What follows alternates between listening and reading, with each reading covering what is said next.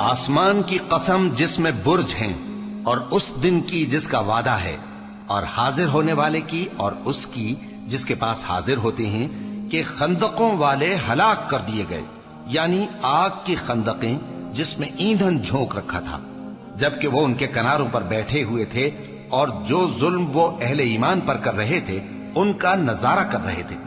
اور ان کو مومنوں کی یہی بات بری لگتی تھی کہ وہ اللہ پر ایمان لائے تھے جو غالب ہے، سب خوبیوں والا ہے، جس کی آسمانوں اور زمین میں بادشاہی ہے، اور اللہ ہر چیز سے واقف ہے۔ جن لوگوں نے مومن مردوں اور مومن عورتوں کو تکلیفیں دیں اور توبہ نہ کی، ان کو دوزخ کا اور عذاب بھی ہوگا اور جلنے کا عذاب بھی، اور جو لوگ ایمان لائے اور نیک کام کرتے رہے ان کے لیے باغات ہیں جن کے نیچے نہریں بہ رہی ہیں، یہی بڑی کامیابی ہے۔ بے شک تمہارے پروردگار کی پکڑ بہت سخت ہے، وہی پہلی دفعہ پیدا کرتا ہے اور وہی دوبارہ زندہ کرے گا، اور وہ بخشنے والا ہے، بہت محبت کرنے والا ہے، عرش کا مالک، بڑی شان والا،